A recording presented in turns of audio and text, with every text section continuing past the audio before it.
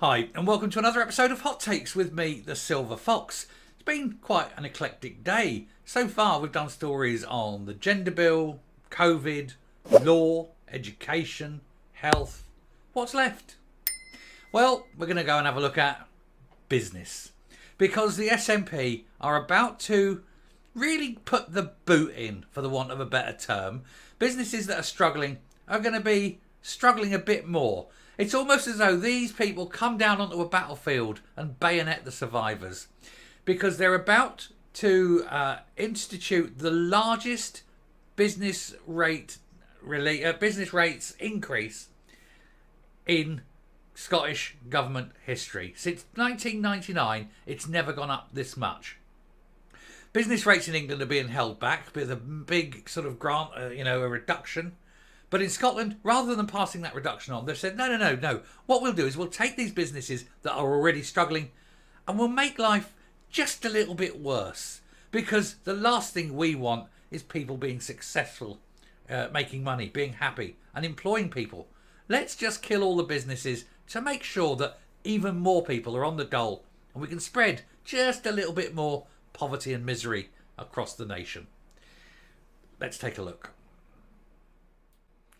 So, cash-strapped SNP government to punish businesses with the largest tax rise since devolution. Despite Humza Yousaf's New Deal claim. His New Deal, we're going to help business. We're going to be business friendly. Oh, and how are you going to do that, Humza? Well, what we're going to do is we're going to overly increase your business rates so that we make it even harder for you to make a profit. Because there's no way you should be existing without us getting our cut. And if we can put those rates up, it's like a little bit of a protection racket for the little organised crime unit that is the SNP. And look, there's a little picture of a man who hasn't got a clue and a woman who doesn't know what day of the week it is because matron has somehow forgotten to give her her medication and then she's escaped and she's off the ward again, The Scottish Government has been blasted by a trade body after confirming that business rates will rise by 6.7%, with the SNP Public Finance Minister Tom Arthur sneaking this out in a parliamentary answer. Of course he has to sneak it out. He's not going to stand there and be big and bold and say, look, times are hard and we've got to put this up. He's also not going to say, we were given a vast amount of money by Westminster to try and relieve this by giving a rates relief to businesses. Yes, they were given the money, but they're not passing it on. They're keeping it for themselves so they can wank it away on other independents' tomfoolery. The cash-strapped Scottish Government has been blasted after it revealed plans to hike up taxes on businesses to the highest level since devolution. And this is despite Humza Yousaf boasting, and by boasting we mean lying, about offering a new deal to business when he took over as First Minister, which he can't do because that would require him to actually be aware of what he was doing and to understand how businesses work. Remember, this is a guy who's never done a proper job in his entire life. How the hell can he deal with businesses? What does he know? Nothing. Thousands of shops, pubs, theatres and cinemas are facing steep new tax rises under the SNP proposals, which were sneaked out in a parliamentary question. There'll be a 6.7% increase for firms liable for intermediate and higher property taxes for those occupying medium-sized and larger commercial premises, which is the biggest hike since 1999. Because of course it is. They need money. They've created such a massive problem in the finances due to their inability to run an economy and their inability to stop wanking money on independence causes that they now find that somebody has got to pay the bill. And unfortunately, that will be the Scottish taxpayer. Every man, woman and child in Scotland will suddenly find the prices going up should they want to visit bars, restaurants, cinemas, etc. or any business that's got a suitably large premises. The prices will have to go up to pay this increased rate. So apart from the fact that you're getting taxed more and so you'll be taking home less money, the fact that your income tax is increasing like that, you're now going to have to fork out extra money on the business rates, and it's a double whammy if that business sells food, because he's already talking about putting on a supermarket tax, which will then be passed on to the customer. So think about that. You go into a supermarket, everything has just gone up 6.5%, and that's on top of the supermarket tax they're putting on. You could be looking at a 10% increase in food in Scotland, simply paid because Humza Yousaf and his cabal of inept, corrupt wankers just cannot run an economy. They don't know, literally haven't got a clue what they're doing. It also takes the tax rate to the highest level since the same year, 1999. The increase will affect 22,120 non-domestic premises in Scotland overall, which includes 4,550 shops, as well as other sectors such as factories, cinemas, theatres, hotels, offices and pubs, among other premises, all of whom, of course, as I say, will have to increase their prices, which means you, if you use them, will be paying more out of your now increasingly taxed earnings. How many people do we think will be made unemployed as these businesses fold? Unbelievable. They think it's going to raise money. It's not. It's going to cost money. But you can't tell morons this because they're too kin thick. Warnings have been aired that this growing financial burden on businesses will push more of them into shutting down, as consumer spending is also weak and will get weaker as the tax rises hit. Public Finance Minister Tom Arthur responded to a parliamentary question by Liz Smith with these new figures, with the Tory MSP claiming it would hobble business competitiveness and highlighted the SNP's high tax agenda. And high tax isn't necessarily a bad thing if the services you get are the best in the world. People often say, yes, look how good Denmark is. That's got a massively high income tax rate. Yes, it has. But look how you are dealt with in Denmark. The public services available are immense. They're expensive, but they're brilliant. But do you want that? Do you want to be told how you spend your money? Single people without children are still being forced to pay massively high taxes to subsidise those people with children.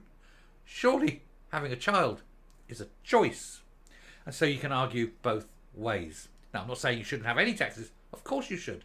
But taxes should be for the primary reasons of civil and national defence, of major infrastructure, and for the sort of things where the economies of scale work to the advantage of a high ability to buy stuff in bulk. Having taxes raised to fill a black hole caused by a political party's ideology is not the purpose of raising taxes. Raising taxes to fix basically the fuck up of the SNP over years of wasting money on independence, a minority position which the majority of Scots don't want, I think should constitute a crime. I don't think that this should be allowed to go through. Unless they want, I'll rephrase it, if they need more money, they should cut the spending on independence before they raise the taxes on everything else. Because independence is a party political issue. But there we go, we'll get on with this. According to the Times, in general terms, the rise would add £10,000 to the rates for a large shop on Princes Street in Edinburgh with a rateable value of £270,000, which brings the bill about £154,000 a year. Meanwhile, owners of a pub in central Glasgow with a rateable value of £60,000 will face a rise of about £2,000, taking the sum to a total annual of £3,300 a year. £33,000 a year, I mean. £3,000 a month, isn't it? So that pub has to raise £2,000 a year. That means another couple of pence on every pint.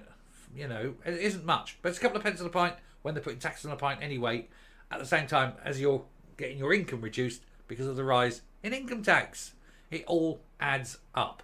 It's shaving, it's salami slicing, and it's gone. And eventually the money isn't there, and the pub folds, and 3 or 4 staff are made unemployed, and the money that would have been raised from the rates aren't going to the local government because that company doesn't exist anymore. The income tax from the salaries isn't going to the government anymore because they're not working, and they've had to increase the amount they're paying out because unemployment benefit. How's this working out for you? Is this making the economy grow? Oh, no, it's the other thing, isn't it? But what do you expect? What do you expect from these people? They haven't got a clue. Anyway, the tax hikes will come in April at the same time as the new tax band on incomes. And even more taxes could be brought in, like a tourist tax, an extra charge for single-use coffee cups, and the supermarket tax. David Lonsdale, the director of Scottish Retail Consortium, him above, we've seen him before, blasted these taxes. He said Scottish retail sales have fallen in real terms in each of the past 6 months, and the economic outlook is uncertain, yet the government seems determined to load new statutory costs onto business occupying medium-sized and larger premises.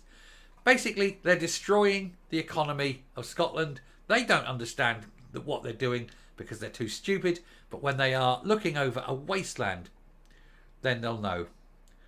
I think it's time for a revolution. I really do. Ceausescu, these fuckers. They're going to kill everyone. Coming up. When the last business closes up and puts the for sale sign on, and every single person in Scotland is unemployed, you have to ask, who's paying? But that seems to be the direction of travel of the SNP. They don't like success. They don't like people making it. They don't like people being happy. They don't like money being made. Happiness is against what they believe because happy people never vote for the SNP. They're a party that thrives on misery and poverty. They're typically sort of Marxist. They want the people down. Down people are very much easier to control. And that's basically their whole philosophy. Destroy everything. They want independence. They can become a one-party monolithic state and keep everyone as serfs. Anyway, I'll stop there. Thank you very much for watching. Do please hit the subscribe button, ring the bell, leave a like, leave a comment. Please share the video, and I will speak to you later.